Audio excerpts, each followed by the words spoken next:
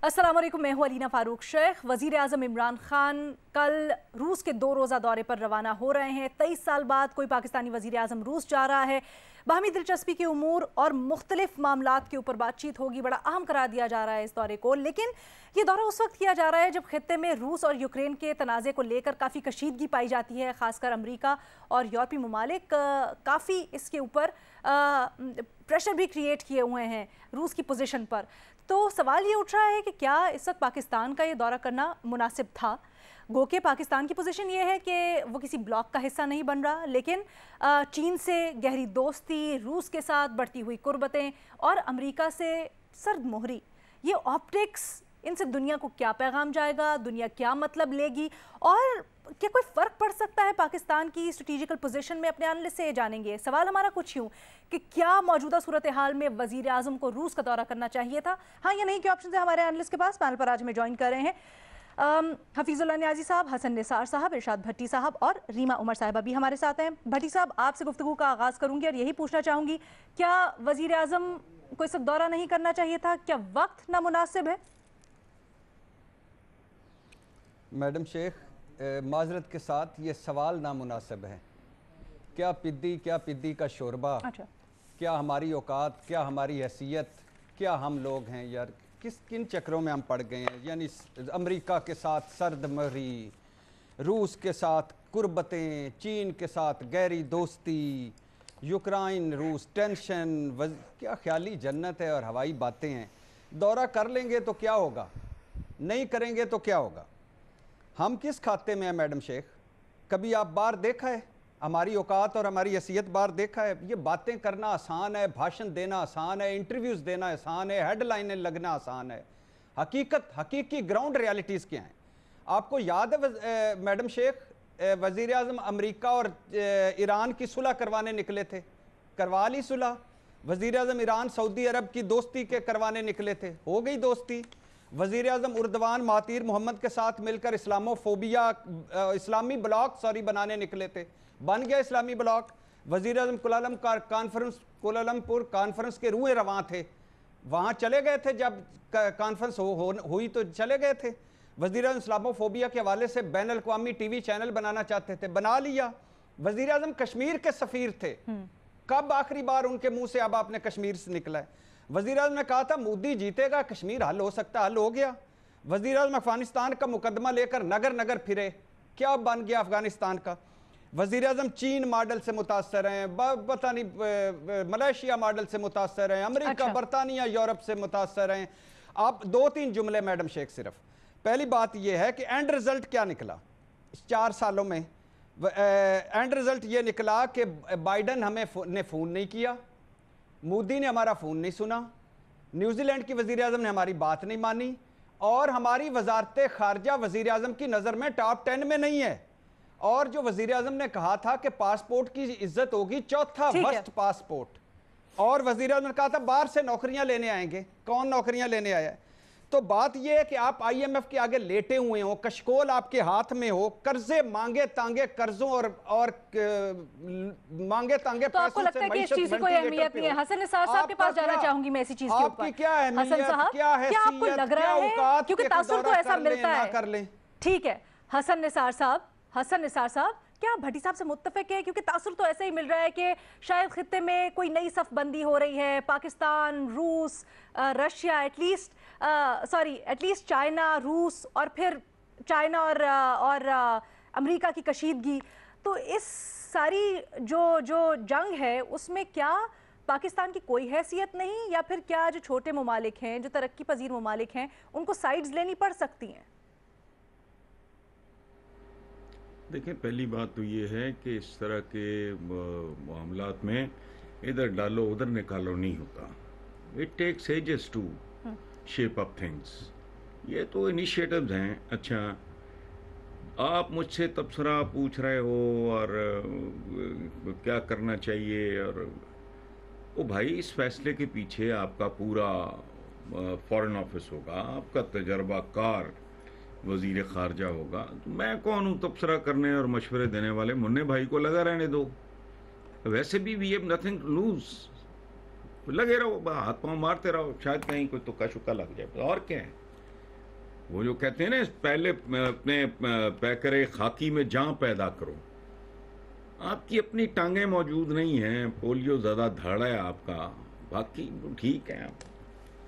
जो बातें बेसिकली जो इन्होंने की हैं भट्टी साहब ने, तो मतलब वाकई क्या पिंदी का शोरमा, रूस चले जाओगे, अमेरिका आ जाएगा फलां, फिर क्या है? अच्छा, बात ठीक है, इसलिए इसको इतना सीरियसली न लें। न्यायी साहब, क्या आपको भी यही लगता है कि we have nothing to lose? क्या अमेरिका भी इसको ऐसे ही देखेगा? क्योंकि अगर हम दोबारा फिर जाते हैं IMF के पास, वर्ल्ड बैंक के पास, फैटफ के पास, तो इस चीज़ को वहाँ पर दिल में नहीं रखा जाएगा, गुस्से के तौर पर नहीं रखा जाएगा, क्योंकि ऐसा अलायंसेस ढूंढ रहा है अमेरिका रूस के खिलाफ, और हम जाके रूस से हाथ मिला रहे हैं।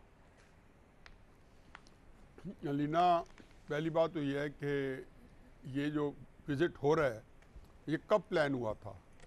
ये तकरीबन 2 हफ्ते पहले जब इमरान खान वहाँ पे पहुँचे चाइना में, और तो वहाँ पे ज़ाहिर है कि पुतिन भी आए हुए थे, वहाँ पे कोई डिप्लोमेटिक एफर्ट्स हुई, तो शाह महमूद कुरैशी ने वहाँ से वापसी पे कहा, और शायद वहीं से कहा कि इमरान खान साहब जो है एंड ऑफ दिस मंथ, यानी कि 2 हफ्ते बाद, या 8 फेब को कहा कि इमरान खान जो है रशिया जा रहे हैं। अब जो विज़िट है इसके बाद तासुर यह है कि पाकिस्तान ने कोशिश की कि हम रेलेवेंट हों और हम कम से कम बड़ी ताकतों के साथ हमारे रवाबित बढ़ें। उसके पीछे क्या जो होगी स्ट्रेटजी होगी उसको तो मुझे ज़्यादा इल्म नहीं है, क्योंकि ये आनन फानन विज़िट डिसाइड हुआ है और वज़ीर-ए-आज़म चल पड़े। अब आपने एक विज़िट मांगा है, ये तासुर यही है, और रशिया ने आपको दे दिया है, उन्होंने कबूल किया, उन्होंने फ़ौरन बुला लिया कि आप आ जाएं। 4 दिन का विज़िट था वो, तो अब इनको 2 दिन पे इन्होंने उसको कन्फाइन कर लिया। लेकिन जब आपको दे दिया गया विज़िट के लिए टाइम, तो आप कैसे अब इसे रिफ्यूज़ कर सकते हैं? आप वो कहते हैं ना कि you get into a catch 22 situation. आप ना जाएं तो भी ये मुमकिन नहीं है कि एक विज़िट आपका प्लान हुआ है। अब आप रशिया को, ये पहले लियाकत अली खान के वक्त में हुआ था, रशिया का विज़िट प्लान था और अमेरिका ने बुला लिया था, तो हमारे कहाँ कहा जाता है कि हमारी तकलीफ़ें वहाँ शुरू हो गई। बड़ा ये डिस्कशन 2 राय तब से आ रही हैं 1949 से लेके आज तक। अब दोबारा एग्जैक्टली वही सिचुएशन हुई। जहाँ तक फॉरेन ऑफिस का तल्लक है, तो ये यूक्रेन का क्राइसिस जो है तब शुरू हो चुका था। उनके अंदर आया, इतनी उनकी खोपड़ी में नहीं था कि अगर वो विज़िट प्लान करें प्राइम मिनिस्टर का, तो उनको ये नहीं पता कि इस वक्त जो टर्माइल है और पूरा रीजन जो है उस वक्त ऑयल की प्राइस ऊपर जा रही है, और पिछले 3-4 हफ्ते से महीना हुआ है बार बार कहा जा रहा है कि ये इधर जा रहा है और ये लड़ाई की तरफ जा रहा है। वेस्ट ने इतना प्रोपेगेंडा कहती है, ड्रम बीटिंग, वो तो हर कल उन्होंने कहा जी आज जंग शुरू होने वाली है, उसके बाद जंग भी शुरू हो गई। अब उसके बाद आगे चलें जी, जब ये सारा कुछ हो गया और आपको वहाँ पे जो है इस माहौल में आपने कर दिया, तो अब आप रशिया नहीं जाते, ये कैसे मुमकिन है? लेकिन एक बात ज़हन में रखें कि आपने कल रज़ाक दाऊद ने परसों कहा कि रशिया जाने से हमारे ट्रेड एवेन्यू खुलेंगे। अब रशिया के साथ आपकी जो है पिछले साल की जो ट्रेड है वो ये है कि आपने रशिया ने आपसे आपने $178 मिलियन की ट्रेड की और आपने $144 मिलियन की एक्सपोर्ट्स की। यूक्रेन के साथ अब 1990 से डिफेंस टेक्नोलॉजी कर रहे हैं, इंपोर्ट्स कर रहे हैं, और वेपन, और वो भी टैंक्स और आपकी जो आर्मरी है जिसको कहना चाहिए तोफाना वगैरह, ये सारे इंपोर्ट्स कर रहे हैं, और कई वेपन आप वहाँ से इंपोर्ट कर रहे हैं $1 बिलियन के फ़कत। लेकिन सबसे इंपॉर्टेंट बात यह है कि कल जो है पाकिस्तान का एम्बेसडर जो यूक्रेन के अंदर है, मेजर जनरल नोएल इसराइल खोखर साहब, उन्होंने कल बयान दिया जो यूक्रेन के कल के अखबारों की हेडलाइन था। उन्होंने कहा जी हम यूक्रेन की जो इंटेग्रिटी है, सोलिडारिटी है, उसकी आज़ादी है, उसके ऊपर हम यूक्रेन के साथ खड़े। ये आपके कल के एम्बेसडर हैं, तो ये फॉरेन ऑफिस ने दिया होगा, दायरे एम्बेसडर तो वहाँ फॉरेन ऑफिस को रिप्रेजेंट करता है। नहीं, आज वजीर आज़म ने आरटी को इंटरव्यू देते हुए कहा है कि जो जिस तरह से तनाज़ा बन रहा है और लेकिन ये जो खास तौर पे तज़क्की पजीर ममालिक है वो मुतहमिल नहीं हो सकते। आज बड़ा क्लियर स्टांस लिया वजीर आज़म ने भी, ये देखो बड़े तबाहकुन असरात होंगे। टू लिटिल टू लेट, क्योंकि आज इंटरव्यू मैंने वजीर आज़म का खुशकिस्मती से पूरा देखा है। वज़ीर आज़म टोटली, उसके अंदर उनकी बॉडी लैंग्वेज था, वो टोटली कंफ्यूज थे। सवाल को वो चाहते थे किसी तरीके से मैं डिप्लोमेटिक जवाब दूँ। ज़ाहिर है वज़ीर आज़म इमरान खान साहब को डिप्लोमेटिक लैंग्वेज नहीं आती, कोई डिप्लोमेट बैठा होता तो निकल जाता। वो इसलिए हर जगह पे जो भी जवाब दे रहे थे वो कोई क्रूड सा दे रहे थे, उससे कोई सेंस नहीं बनती थी। लेकिन आप इस वक्त और वेस्ट जो है वो तो सिर्फ ये कह रहा है कि यू आर इधर विद अस और विद रशिया। इस कैफियत में जबकि आपके कई सीनियर क्यादत जो है वो अमेरिका में है, बिल्कुल भी नहीं गए आप अमेरिका में इधर आप घुस जा रहे हैं, you are into a fix. मैं रीमा का लेना चाहती हूँ इसके ऊपर चॉइस कोई नहीं है। रीमा, जिस तरह से न्यायी साहब ने, ठीक है, जिस तरह न्यायी साहब ने बड़ी खूबसूरती से सारी सिचुएशन बयान किया, क्या आपको लगता है जो न्यायी साहब कह रहे हैं कि फॉरेन ऑफिस ने बड़ी जल्दबाजी में इल टाइम डिसीजन था इस दौरे का, आप मुत्तफिक हैं इससे? और फिर पाकिस्तान के लिए, हालांकि वो कह रहे हैं मैं किसी ब्लॉक का हिस्सा नहीं बनूंगा, लेकिन मुश्किल हो सकती है दीगर जगहों पर, खासकर अमेरिका। जी शुक्रिया लीना, मैं न्याजी साहब से एग्री करती हूँ। अब तो खैर कल वो जा रहे हैं, तो अब कैसे, अब तो नहीं पोस्टपोन कर सकते या कैंसिल कर सकते, तो अभी तो मैं कोई ऑप्शन नहीं लूंगी। हाँ, लेकिन ये उसी तरह की सिचुएशन है कि डेविल एंड डीप ब्लू, कोई ऑप्शन नहीं है। मैंने कहा कि आपके पास चॉइस नहीं है। मैंने इसीलिए थोड़ा सा सवाल आप लोगों से रिफ्रेज करके पूछा है कि क्या नामुनासिब वक्त नामुनासिब है, तो मैं उसी के हिसाब से आपको ऑप्शन लिख रही हूँ ना, कि मतलब वक्त नामुनासिब है। नहीं, मेरा नहीं ख्याल Reema please continue, I am so sorry कि इस तरह सवाल की सेंस नहीं बनती। आप उसी तरह रहने दें कि आपके पास कोई चॉइस नहीं है। चलें ठीक है। और रीना कोई डेविल कोई चॉइस नहीं है Reema ji, devil and the deep blue sea वाली सिचुएशन है। अब आप कैंसिल भी नहीं कर सकते, लेकिन आप जाएंगे तो मैं इससे एग्री नहीं करती कि Pakistan has nothing to lose. Pakistan has a lot to lose. जो आपने परसेप्शन की बात की है, ऑप्टिक्स की बात की है, फॉरेन पॉलिसी में ये बहुत मैटर करते हैं। और पाकिस्तान का अमेरिका के साथ रिलेशनशिप बहुत कमजोर है इस वक्त, ऐसे वक्त में जब हम डिपेंडेंट भी बहुत ज्यादा हैं अमेरिका पे, IMF पे, वर्ल्ड बैंक पे, वेस्टर्न ब्लॉक पे। हमें ये हकायक हैं कुछ, हमें शायद पसंद ना हो, लेकिन पाकिस्तानी ओवरसीज ज़्यादातर कहाँ काम करते हैं, वो कहाँ रहते हैं, वो कहाँ पढ़ते हैं, उनके जो टाइज हैं वो किन ममालिक के साथ हैं? रशिया से तो नहीं है, ज़्यादातर वेस्टर्न ममालिक अमेरिका, ब्रिटानिया इन्हीं से हैं। दूसरा, पाकिस्तान की तिजारत ज़्यादा कहाँ से होती है, पाकिस्तान को एड कहाँ से मिलता है? हमारी एक डिपेंडेंस की और एक तरह एक रिलेशनशिप है कई दहाइयाँ पुरानी वेस्टर्न ब्लॉक से, अमेरिका से। रशिया से तो हमारी उस तरह से कोई रिलेशनशिप नहीं है। तो इस वक्त आप जिन लोगों से आपकी रिलेशनशिप है, उनको क्या स्पाइट करने के लिए, उन्हें दिखाने के लिए कि आपके पास और भी ऑप्शंस हैं कि आप ये विजिट कर रहे हैं? दूसरी बात टाइमिंग की, मुझे नहीं मालूम था, न्याजी साहब ने बताया कि सिर्फ 2 हफ्ते पहले ये विजिट प्लान हुआ, और ये यूक्रेन वाला क्राइसिस तो कई महीनों से चल रहा है, और पिछले कुछ हफ्तों से तो ये बहुत ज्यादा एक तरह से टिपिंग पॉइंट पे है। तो क्या सेंस बनती थी इस दौरे की इस वक्त में? अब मुझे थोड़ी सी परेशानी ये है कि ये 2-3 दिन जो हैं ये स्मूथली चले जाएं। बहुत से सवालात होंगे उसके पास पाकिस्तान का, मुझे नहीं पता जवाब होगा नहीं होगा, कहीं हम और मसाइल में ना फंस जाएं। आई होप वजीर आज़म साहब प्रिपेयर्ड जाएं सवालात के जवाब जो उन्होंने बात करनी है उसके लिए। लोग कहते हैं वो स्पॉन्टेनियस बात करते हैं, ऑफ द कफ बात करते हैं।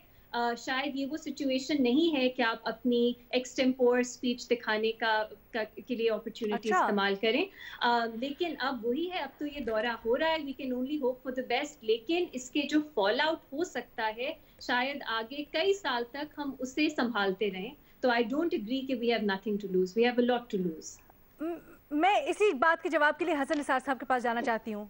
हसन साहब, रीमा कहती है Pakistan has a lot to lose, ऐसी बात नहीं है, बड़े खतरनाक असरात भी हो सकते हैं इसके।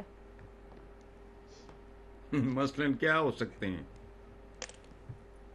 पता नहीं यार, आपको नहीं लगता इसके हसन आगे तो पाताल ही है। आपने भी कहा ना कि पाकिस्तान नहीं, आपने कहा ना Pakistan has nothing to lose, तो इसलिए एक मुख्तलिफ राय आई है मेरे पास, और उसके वजह भी लगता है कि Pakistan has a lot to lose अगर केयरफुल नहीं रहा तो, और जो करने जा रहे हैं सुन लेना, वो छोड़ो यार इन बातों को। इक्तसादियात और अखलाकियात के हवाले से हम लोग वहां पहुंच चुके हैं जिससे आगे सिर्फ पाताल है। क्या लूज करोगे भाई, बताओ मुझे, तुम्हारे पास ले दे के है क्या?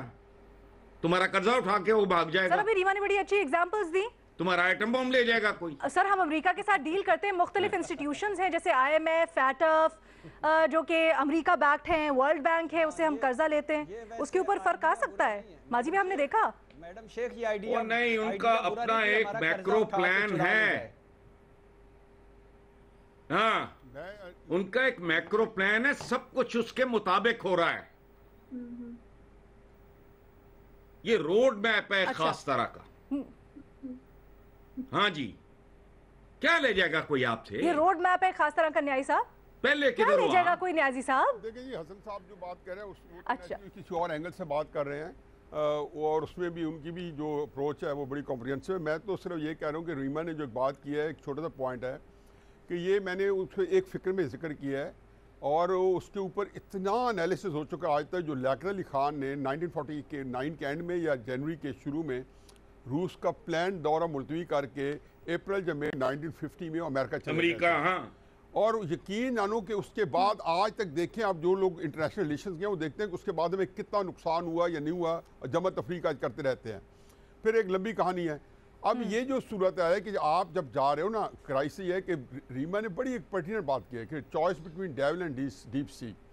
वहाँ पे आज का जब इंटरव्यू ये जब लीना नहीं हैंडल कर सके प्राइम मिनिस्टर, ये नहीं कि प्राइम मिनिस्टर में कैपेसिटी नहीं है, वो नहीं हो सकता था, मुमकिन ही नहीं है। मैं अब जा रहा हूँ रशिया के अंदर, मुझे बिल्कुल अब वो तीखे क्वेश्चन अपने एस जर्नलिस्ट को देख के और आपको करेंगे, और जिसको आप उसे कहना ऑप्टिक्स जो है यहाँ पे प्ले में आएंगे, इसमें रियलिटी कुछ नहीं है। और फॉरेन पॉलिसी होती है ऑप्टिक्स के ऊपर। नहीं साहब, हसन निसार साहब कहते हैं इससे मजीद बुरा क्या हो सकता है आपके साथ? आप कैसे जवाब देंगे उनकी हसन साहब किसी और एंगल से कह रहे हैं, मैं तो कह रहा हूँ जी कि इससे बुरा से मुराद ये है कि अगर उनका मतलब है कि वाकई अब वो सिचुएशन, अब हम अजीब में फंसे हुए हैं। आपकी अभी भी जो जो मिलिट्री लीडरशिप है वो यूएसए विजिट पे है, वो इतना सख्त उनका क्लियर कट स्टैंड है इस वक्त नेटो कंट्रीज का और यूएस का और सबका मिलके, और एक वो जैसे कहते हैं कि वो डू और डाई सिचुएशन में है, वो हर चीज के लिए अपने आप को तैयार कर रहे हैं। बाइडेन ने कहा कि ये थर्ड वर्ल्ड वॉर है जिसके अंदर है, तो पाकिस्तान खामखा तला गया है और नो रीजन रहा है, हम तले गए हैं एक गलत डिसीजन के ऊपर। जब जैसे अभी बात हुई है कि आपने जब तय हो गया था, इतना बड़ा शोरश पूरी दुनिया में हम डिस्कशन में ये था कि यूक्रेन क्राइसिस जो था हुआ था। ठीक है साहब, आपका पॉइंट आ गया, प्लीज जवाब देने का मौका दीजिएगा। हसन साहब या भट्टी साहब कोई भी जवाब देना चाहे? हसन साहब पहले आपसे करना चाहूंगी मैं, प्लीज। देखें, बात सुने बीबी, आपके पास जब मैं कहता हूं ना कि you have nothing to lose, भाई आपसे कर्जा ले जाएंगे वो लूट के जो कर्जा आपने देना है, इंतशार है, एक गली में हम लोग इकट्ठे नहीं हैं। मुल्क के हालात देखो, ऑपोजिशन का रवैया देखो, मुल्क के हालात देखो, हुकूमत का रवैया देखो। अच्छा, यहां से करप्शन ले जाएंगे, लूट मार ले जाएंगे, तो यहां से टेक्नोलॉजी ले जाएंगे, तुम्हारे पल्ले है क्या? मैडम शेख, हसन साहब इसको इस एंगल से हम नहीं ले रहे, हम ये ले रहे हैं कि जो जी सर न्याजी साहब मेरी जान, वो अच्छा hold on to that thought. एक मिनट भट्टी साहब जी, भट्टी साहब यहीं पे रुकिएगा, एक छोटी सी मुझे ब्रेक लेनी है। आप भी कुछ ऐड रहे हैं, रीमा ने भी कुछ कहने हैं, और फिर न्याजी साहब का कमेंट भी, एक छोटी सी ब्रेक के बाद।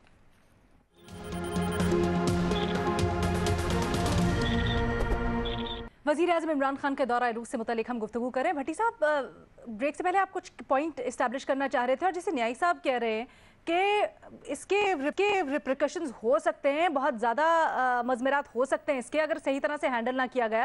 वो तो यहाँ तक कहते हैं जो नेट प्रैक्टिस है, यानी आज जो रूसी टीवी को इंटरव्यू दिया है वज़ीर-ए-आज़म ने, उसमें भी कहते हैं कुछ ज़्यादा अच्छी कारकर्दगी नहीं रही उनकी, तो कैसे हैंडल करेंगे? देखिए, पहली बात तो ये है कि वज़ीर-ए-आज़म को ये कहना कि तकरीरों में, बयानों में और इंटरव्यूज़ में उनकी अच्छी कारकर्दगी नहीं, ये ज़्यादती है। इसमें तो वज़ीर-ए-आज़म के 10/10 नंबर हैं। गुरबत पे बात कर लो, इस्लाम पे बात कर लो, मगरब पे बात कर लो, मईशत पे बात कर लो, सऊदी अरब पे, मलेशिया पे, दुनिया पे, आखरत पे, कमाल का बोलते हैं। इस पे तो वज़ीर-ए-आज़म न्यायी साहब थोड़ी सी ज़्यादती 10/10 देने चाहिए। दूसरी बात है, मेरे भाई न्याजी साहब और रीमा उमर साहबा साहिब इल्म लोग हैं, इनके जो जिस एंगल से ये बात कर रहे हैं मैं उनसे मुत्तफिक हूँ, 100% मुत्तफिक हूँ सारी बातों से। लेकिन मैं मेरा एक पॉइंट है, मेरा पॉइंट ये है कि ग्राउंड रियलिटीज़ और हैं। ये दुनिया जज्बात की नहीं है, कुर्बतें, सर्द मोहरी, तल्लुकात, ये मफादात की दुनिया है। इन मफादात में यानी आपके, क्या आप समझते हैं कि अमेरिका आपसे तो चलो नाराज़ हो गया, मान लिया, क्या रूस आप पर एतबार करेगा? कभी नहीं करेगा। क्या चीन के साथ अभी भी आपकी शहद से मीठी और हिमालय से ऊंची दोस्ती है? बिल्कुल भी नहीं है। क्या आप यानी चीनी हुकाम ने पिछले विजिट में पाकिस्तान को कहा कि यार खुदा के लिए चावल और सुई धागे के अलावा भी कुछ हमें भिजवा दिया करो? आपकी तरफ यही है सिर्फ कुछ?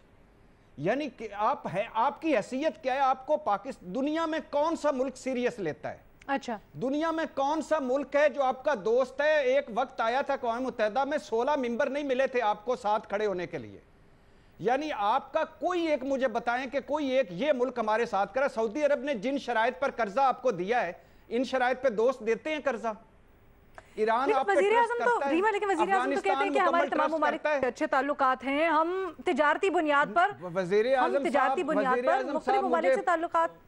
रीमा को आंसर करने दीजिए बेटी साहब। मैं कह रहा हूँ वो हसन निसार साहब ने कहा है कि हाथ पांव मारने में या बातें करने में तो कोई हर्ज नहीं है, लेकिन मुझे 5 मुल्क गिनवा दें जिनसे आपके बड़े करीबी तल्लुकात हैं, जो मुश्किल वक्त में आपके साथ खड़े होते हैं, वरना आप फैटिफ से निकल चुके ना होते अब तक 27 में से 26 पॉइंट मुकम्मल करने के बाद। तो ये सारे एक शाख से दूसरी शाख पर, दूसरी शाख से तीसरी शाख पर, कुछ भी नहीं है हासिल वसूल, कुछ भी नहीं होना। चले जाएंगे तो कुछ नहीं होगा, नहीं जाएंगे तो कुछ नहीं होगा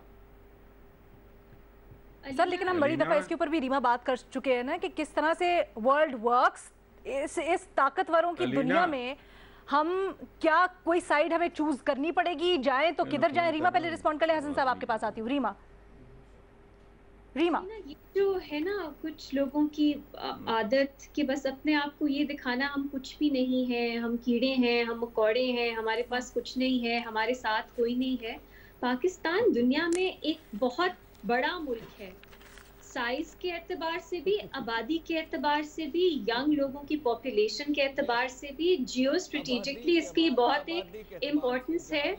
भट्टी साहब, मैं आपको बहुत फर्मली कह रही हूँ सर, बात करने दें, इंटरप्ट ना करें, मुझे अपनी बात मुकम्मल करने दें, मुझे अपनी बात मुकम्मल करने दें। तो ये कहना कि हम लोग इस सिचुएशन में क्यों हैं, इसी तरह हमारी फॉरेन पॉलिसी की वजह से, हमारी पॉलिसीज की वजह से जहां हम आज खड़े हैं कि हमें कहना पड़ रहा है कि हमें कोई सीरियसली नहीं लेता, हम कुछ नहीं है।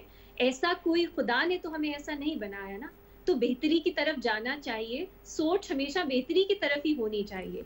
क्या ये विजिट, और अब प्लीज इस सवाल पे आ जाएं, इस विजिट से हमें मिलेगा क्या? ये हमें बेहतरी की तरफ लेके जाएगा? मेरा ख्याल है हमें कुछ गेन करने के लिए नहीं है इस विजिट से, लूज करने के लिए है। तो अगर आप एक बहुत सिंपल कॉस्ट बेनिफिट एनालिसिस करें, we have more to lose than to gain, लेकिन अब इट्स टू लेट, होने को ज्यादा है, पाने से ज्यादा। ठीक है, लेकिन अब बड़ी देर हो चुकी है। एक जुमला मैडम शेख, सिर्फ मेरा जल्दी इसको जरा रोटेट करते हैं। उमर साहबा से रीमा उमर साहब से एक है कि कोई एक मुल्क का बता दें जो हमें सीरियस लेता है। नहीं, मेरा ख्याल है कि भट्टी साहब इसका केस इन पॉइंट ये है कि छोटी सी चीज़ है। मसलन आज जब मैंने वज़ीर आज़म साहब की तकरीर पे उसका इंटरव्यू कहा है, तो मैंने आज पर्टिकुलर इंटरव्यू कहा है कि वज़ीर आज़म, जो मैं आपकी तारीफ करता हूँ, जो अमूमन बहुत अच्छा हैंडल करते हैं मीडिया को, कोई भी टॉपिक हो, चाहे उनको उस पर कमांड हो या नहीं, लेकिन आज वो क्लूलेस थे।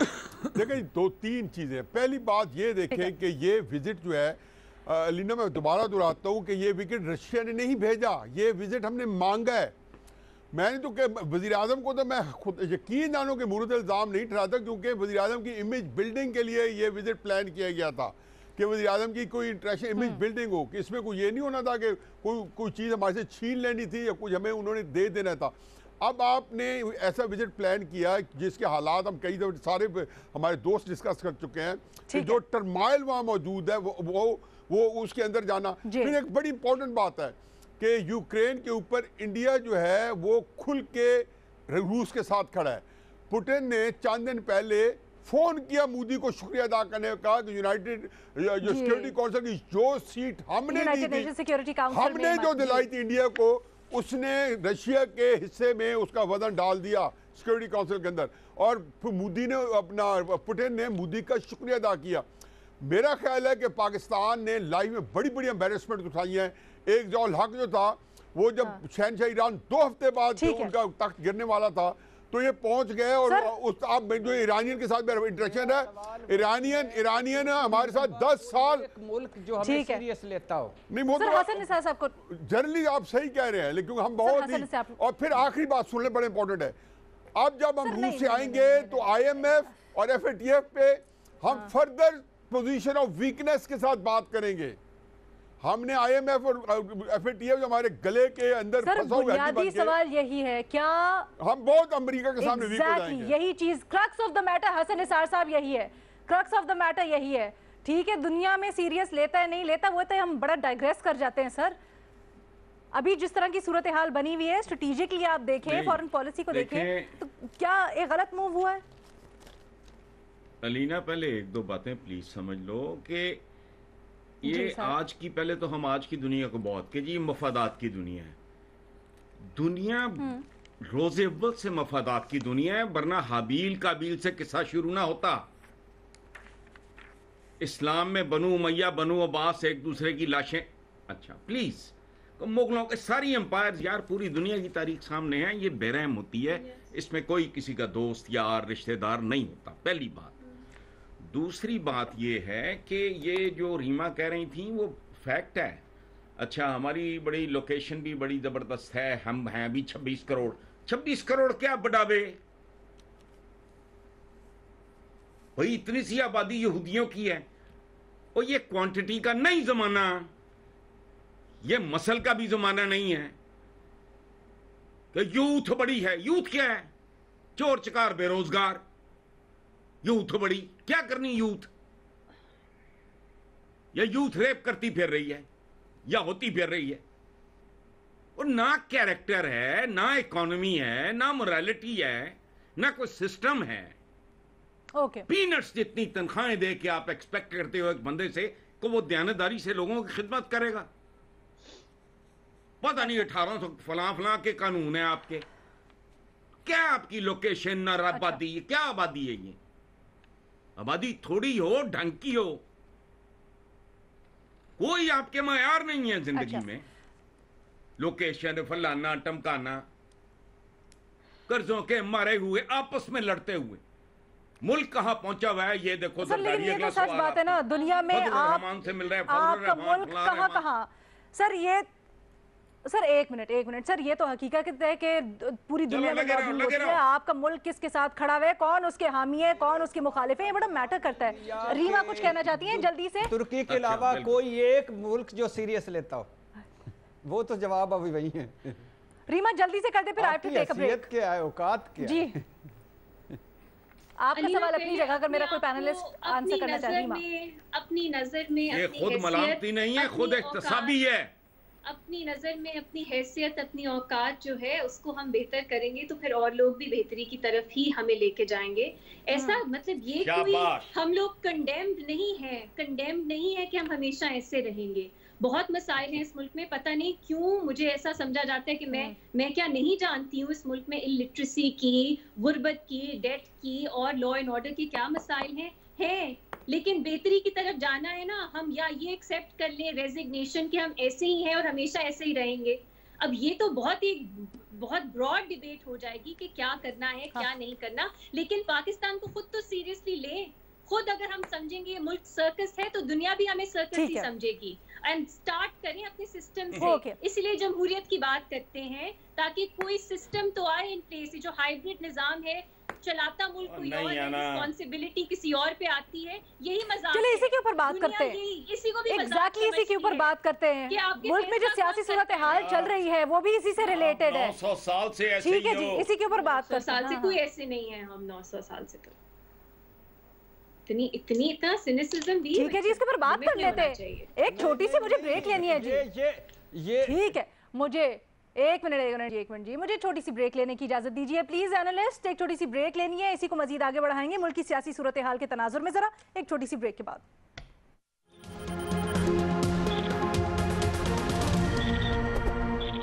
ब्रेक के बाद खुशामदीद। ज़रा मुल्क की सियासी सूरत हाल के ऊपर भी बात करते हैं, क्योंकि PDM कहा जा रहा है कि जी फैसला कुन मरहले में दाखिल हो गई है और कुछ अंदर से निकालने के लिए जो अदम एतमाद की बात इन्होंने की है, आज अहम मुलाकात हो रही है। शहबाज शरीफ और आसिफ अली जरदारी मुलाकात कर रहे हैं और बिलावल भुट्टो जरदारी साहब को ख़ास तौर पर मर्दान से बुलाया है। नून लीग की तरफ से कौन कौन शामिल होगा अभी इसके ऊपर हतमी जो है इत्तलात नहीं आ सकी हैं, लेकिन मुलाकात का नतीजा क्या होगा? क्या अदम एतमाद की तहरीक आने वाले दिनों में टेबल की जाएगी, कब की जाएगी? साथ ही साथ अपडेट ये भी कि लॉन्ग मार्च जो पीपल्स पार्टी की है, PDM उसकी भरपूर हिमायत करेगी। न्याजी साहब, ये सुनने में आ रहा है कि नून लीग ने अपने जितने भी कौमी असम्बली के अरकान हैं उनको वापस बुला लिए बैरूने मुल्क से, और जो यहाँ पर ही मुल्क में हैं उनको कहा है कि जी 3 दिन के लिए, अगले 3 दिन हिलना नहीं है इस्लामाबाद से। सर, अगले 3 रोज़ की क्या अहमियत, कुछ होने जा रहे हैं क्या? पहली बात तो ये है कि मुझे 200% इंट्यूशन थी, और जब मैं कमी गाह की तरफ देखा, आपको तीर ताने हुए, तो मुझे लगता था ये सीधा मेरी तरफ आप एम करेंगी, और मैं सही निकला। तो आपने ताक के मुझे मारा। देखिए जी, बात यह है कि जवाब तो बिल्कुल सिंपल सा है, और वो ये है कि इत्तफाक होगा। ये आजकल PDM के जितनी क्यादतें मिलती हैं ना, उन्होंने इत्तफाक ही करना है, उनके पास चॉइस ही नहीं रही इत्तफाक करने के अलावा। चाहे तहरीक एतमाद में भी इत्तफाक होगा, मार्च में भी इत्तफाक होगा।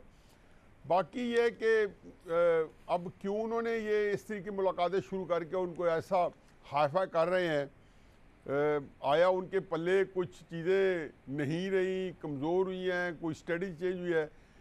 हकीकत यह है कि चाहे इमरान खान साहब है या PDM की लीडरशिप है, कोई अंदाज़ा करना बहुत मुश्किल है अच्छे से अच्छे तजज़िया निगार को भी कि नताइज इनके क्या निकलेंगे। मुझे तो कभी उम्मीद है, मैं कई बार कह चुका हूँ कि तहरीक एतमाद आएगी भी सही और कामयाब भी होगी, और लेकिन मेरी इसकी वजह कुछ और है। 3-4 महीने से मैं रिवर्स इंजीनियरिंग से इस प्रोसेस को देखा है, और मैं देखा है रिवर्स इंजीनियरिंग में इमरान खान की हुकूमत को जाना चाहिए। तो बाकी है कि इत्तफाक ही होगा।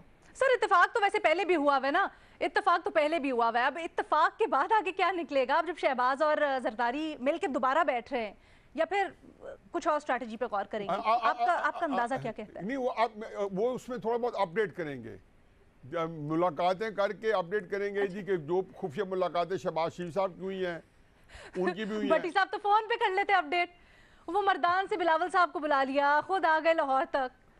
मेरा ख्याल है कि और भी तो कई कैरेक्टर्स हैं ना जो पर्दा सामने नहीं है। मैं बस एक फिक्र ऐड कर दूं, और भी तो कई कैरेक्टर्स सामने नहीं है ना, उनसे भी जो राब्ते होते हैं, तो उसके बारे में भी तबादला ख्याल हुआ होगा, और एक सारों ने अपने नोट्स में लाए होंगे। अच्छा भट्टी साहब, पिछले दिनों बड़ी मुलाकातें भी हुई हैं, दोनों की अकेले अकेले भी, फिर साथ भी सुना है, तो उन्होंने सोचा होगा चलें, दीवारों के भी कान होते हैं, हम फ़ोन पे बात नहीं करते, हम आमने सामने बात करते हैं, क्या निकलेगा? मैडम शेख, बहुत सारा तबसरा मैं कर सकता हूँ, लेकिन मुझे बकौल रीमा उमर साहबा इस सवाल में भी सिनिसिज्म फैलाने दीजिए थोड़ा सा। माना कि सियासत इक़्तिदार के लिए होती है, माना कि सियासत 2+2 का नाम है, माना कि सियासत एक मिलने मिलाने का नाम है, लेकिन क्या सियासत झूठ और मुनाफकत का ही नाम रह गया है? क्या सियासत चतर चलाकी और मकारी का ही नाम रह गया है? क्या सियासत में सिर्फ यू टर्नों का नाम रह गया? शहबाज शरीफ और आसिफ अली जरदारी आपस में मिलेंगे, कितनी मरतबा मिल चुके हैं और कितनी मरतबा एक दूसरे के पेट चीर चुके हैं। दूसरी बात है, इमरान खान इस वक्त हुकूमत उन लोगों के साथ मिलकर कर रहे हैं जिनके खिलाफ 22 साल उन्होंने जहाद किया। मौलाना साहब, अचकजई साहब और ANP के साथ इकट्ठे होकर खड़े हैं, कोई इनमें नजरिया, कोई सारी उम्र एक दूसरे के खिलाफ लड़े। पीपल्स पार्टी नून लीग इकट्ठी हुई पड़ी है, और कुछ दिन पहले शहबाज शरीफ और वसीम अख्तर साहब MQM वाले इकट्ठे खड़े मुस्कुराते नजर आए। यानी मुझे उस दिन बहुत दुख हुआ, दिल मेरा दुखी हो गया कि ये वही वसीम अख्तर साहब है जिन्होंने चौधरी निसार की प्रेस कॉन्फ्रेंस के बाद प्रेस कॉन्फ्रेंस की थी, उनको मिस्टर बीन कहा था, और कहा था फलां गंजा है, फलां बाल लगवाता है, फलां घरों में मुजरे होते हैं, फलां की बेटी भाग गई थी, पंजाब का ये कल्चर है, और क्या क्या नंगी गालियां नहीं दी थी। क्या उनके साथ खड़ा होना चाहिए था शहबाज शरीफ साहब को? यानी ये सियासत रह गई है। कोई डिग्निटी होती है, कोई ऑनर होती है, कोई रेड लाइन होती है, एक जगह रुक जाना होता है। यार इक्तदार ही सब कुछ है, खुदा के लिए यार कहीं तो रुक जाओ, कहीं तो इक्तदार, कहीं खड़े हो जाओ कि ये तो नहीं करना हमने सियासत के लिए, ये नहीं करना इक्तदार के लिए। हम भी वही लगे हैं, कल फिर ये पेट चीरने लगे हैं। हम कहेंगे आज पेट चीरने के लिए छुट्टियां निकाल ली, इसमें से आप तबसरा करें। अब मिल रहे हैं, मर्दान से बिलावल भुट्टो साहब को बुला लिया, कराची से एक और को बुला लिया, लाहौर से वफ्द आ गया, पीडीएम। तो आपका ख्याल है कुछ निकलना नहीं है? जा रहे हैं ये अभी हसन निसार साहब आपके तज्जिए के ऊपर बोलने लगे हैं आपका डीएनए खराब है, आप क्या बोलते हैं हसन साहब? अब कुछ वैसे आपको क्या लगता है, आज शेख रशीद साहब ने बड़ा मशवरा भी दिया इमरान खान साहब को कि तरीन साहब से राब्ता करें, सुलह कर लें। देखें आप बात कर रहे हो उनकी आपस में मुलाकातों की, मेल मिलाप की, तो हमारे पंजाबी में एक बड़ा मशहूर मुहावरा है, सप नू सप लड़े ते विस्की नू चढ़े। सांप सांप से जफी डालेगा तो क्या मतलब ये कब से हो रहा है, ये अब हो रहा है, बट ठीक है, देखते हैं किसको जहर चढ़ता है या दोनों मारे जाते हैं। इन मुलाकातों में क्या रखा है? वो मुनीर न्याजी ने कहा था मिल भी गया तो फिर क्या होगा, लाखों मिलते देखे हैं। ये जब से हमने होश संभाला यही तमाशा देख रहे हैं, चेहरे चूरे को बदल जाते हैं, पहले बाप होता है फिर बेटा आ जाता है, बस और क्या है। सर तो नतीजा भी पहले वाला ही निकलेगा या फिर आपको लगता है कुछ मुख्तलिफ होगा? नहीं, कुछ भी नहीं होगा। हम सब जानते हैं बहुत अच्छी तरह कि हम वक्त जाया कर रहे हैं। हम में से हर एक को पता है कि अगर कुछ होना है तो कैसे होना है, वरना नहीं होना। क्या आपको नहीं पता? लेकिन जाहिर है तो न्याय साहब ने तो बड़ा खुल के बताया है कि क्या होना है और कैसे होना है। नहीं सर, न्याय साहब तो बड़ा खुल के बता रहे हैं क्या होना है कैसे होना है।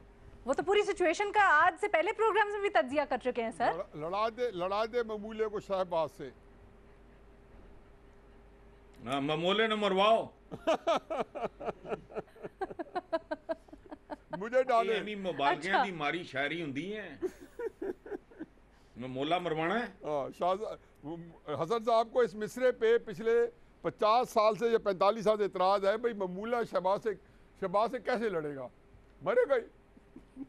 हाँ। अच्छा रीमा आप क्या तज्जिया करती हैं जो सारी सिचुएशन है इसका? अलीना, मेरे पास मालूमात नहीं है और मैंने पहले भी कहा है कि कंप्लीट इन्फॉर्मेशन अगर नहीं है आप कुछ तज्जिया मैं तो नहीं कर सकती, लेकिन जो सारी मुलाकातें हो रही हैं इनकी सिग्निफिकेंस है। जो इन्हें इग्नोर कर रहे हैं, इन पे हंस रहे हैं कि पहले भी कर चुके हैं, I think they doing it at their own peril. कुछ तो हो रहा है, अब वो किस तरफ जाएगा वो आने वाला वक्त बताएगा, लेकिन इसको बिल्कुल जो डिसमिस करना या इस पे हंसना कि वही हो रहा है जो हमेशा से होता चला आ रहा है, मेरा ख्याल है ये सही नहीं होगा। भट्टी साहब बात में रीमा की वजन है जी, ये वो नहीं हो रहा। नहीं, बिल्कुल माजरत चाहते हैं, ये वो नहीं हो रहा। ये नई फिल्म है, कच्ची टाकी नहीं है, ये बिल्कुल नई फिल्में चल रही है। बिल्कुल इसमें से बड़ा कुछ निकलेगा, बहुत कुछ निकलेगा। कौम को मुबारक हो, कौम मुंतजिर रहे, बहुत कुछ। मेरा ख्याल है कि इस वक्त और सर फाइनल मोडालिटीज पे अगर मिसाल के कुछ निकलेगा तो क्या बेहतरी होगी।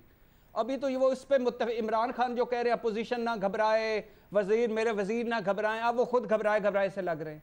अपोजिशन के पास इत्तेफाक ही नहीं हो रहा कि इमरान खान अगर माइनस भी हो जाता है तो करना क्या है। यानी उनके तो पास कोई इंतखाबात चाहता है, कोई अपनी जुगाड़ लगाना चाहता है, कोई केसों में फंसा हुआ है, कोई किधर फंसा हुआ है, इत्तेफाक नहीं हो रहा। ये बड़ी अहम बात की है भट्टी साहब ने। मेरा ख्याल है कि अपोजिशन जिस चीज़ के ऊपर वाकई भट्टी साहब कह रहे हैं कि ये नहीं पता कि इमरान खान साहब के बाद क्या होगा, उसी की नोक पलक सवारी जाती है। उसमें बड़ा सेटल्ड क्लैरिटी है मुस्लिम नून को कि किसी तरीके से आइन के मुताबिक फ्रेश इलेक्शन हो जाए।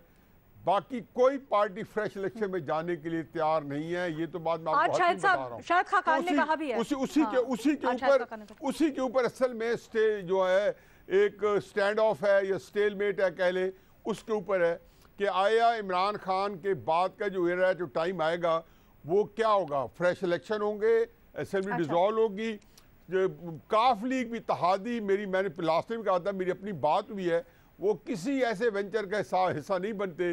पहले गारंटी चाहते हैं मुस्लिम नून से कि असेंबलियां जो है ये 2023 तक हमें टाइम पूरा सर ये सब तो फिर ऐलान करने से पहले की बातें थी ना। नहीं वही देखा, पहले अदम-ए-तमाद के ऊपर देखो, अदम-ए-तमाद एक हिस्सा है, जैसे भट्टी साहब ने कहा ये दो हिस्से हैं।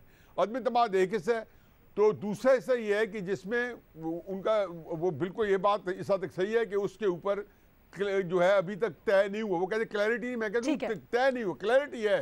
मुस्लिम नून किसी जगह चाहती है कि ये जो बोझ है इस वक्त, जो इस पूरे मुल्क में इकोनॉमिक क्योस है, जो गवर्नेंस फेलियर हुआ है, जो सफारती जो तन्हाई है, सर नहीं देखिए ये सलूशन ना हुआ ना। उन्होंने कहा है कि ये इकोनॉमिक प्रॉब्लम से छुटकारा लेना है, लेकिन लेना कैसे ये इनका पता नहीं है। तो इसमें तो क्लैरिटी माजरत के साथ मुझे तो नजर नहीं आती। वो कहते हैं ये असेंबली नहीं ले सकती सर, तो ये रह नहीं सकती, तो फिर आगे क्या करने? मुतबादिल भी तो कुछ होना चाहिए ना। नहीं, मुतबादिल भी तो कुछ होना चाहिए ना। इलेक्शन देखा, इलेक्शन भी तो आइन का हिस्सा।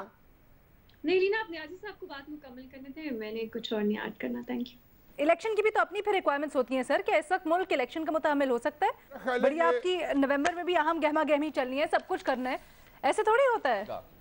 पार्टी हेड मैडम शेख जो इन्होंने तरमीम एक पास की थी कि 14वीं तरमीम, जिसके पार्टी हेड के खिलाफ वो ये तरमीम आगे आड़े आ रही है कि वो पीटीआई के लोग इधर उधर जाएं, फलां फलां हम ख्याल ग्रुप हो, फलां फलां। ठीक है जी, मेरे पास वक्त खत्म हो गया, इससे इजाज़त दीजिए, अल्लाह हाफिज़।